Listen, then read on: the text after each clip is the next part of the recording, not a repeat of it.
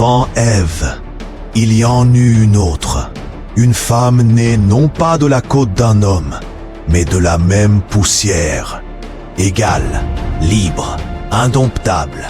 Son nom a été effacé, mais son écho hante encore les ténèbres du monde ancien. Son nom était Lilith. Sacred Scrolls Unveiled. Les histoires cachées de la Bible. Au commencement, Dieu façonna deux êtres, non pas l'homme d'abord, puis la femme, mais un homme et une femme issus de la même poussière. Dans certains récits anciens, notamment dans le Midrash de l'alphabet de Ben Sira, Dieu créa Adam et Lilith en même temps à partir de la terre rouge. Ils étaient égaux, pas d'homme dominant, pas de femme soumise. Deux âmes puissantes, complémentaires, différentes, mais égales. Mais cette égalité allait rapidement se transformer en affrontement. Car Adam voulait dominer. Lilith, elle, refusait de se plier. Elle disait « Pourquoi serais-je en dessous de toi ? Nous avons été créés de la même matière. Ton sang n'est pas plus pur que le mien. » Adam, frustré, s'en remit à Dieu. Mais Lilith ne plia pas. Elle prononça le nom secret de l'Éternel et disparut. Elle s'échappa du jardin d'Éden, abandonnant Adam seul et furieux. Refuser l'ordre, briser le silence, nommer le Dieu secret et fuir l'Éden, non pas chassé, mais par choix. Lilith ne voulait pas d'un destin dicté.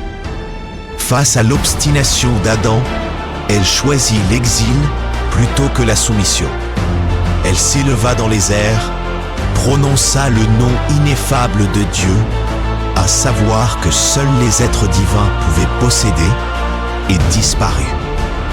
Adam, paniqué, implora le Très-Haut. « Seigneur, elle est partie, ramène-la-moi. » Dieu envoya 3 anges pour la retrouver.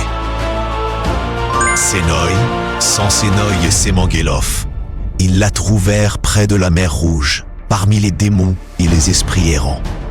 Les anges la supplièrent, ils la menacèrent, mais Lilith refusa de revenir.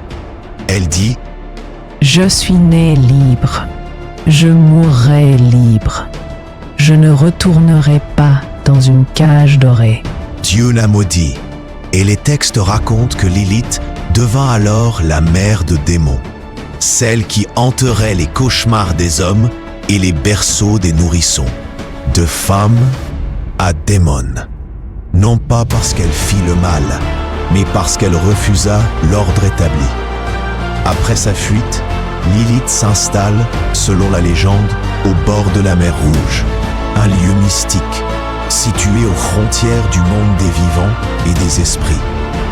Là, elle devient la mère des créatures nocturnes, une entité liée aux rêves, aux cauchemars, aux pulsions.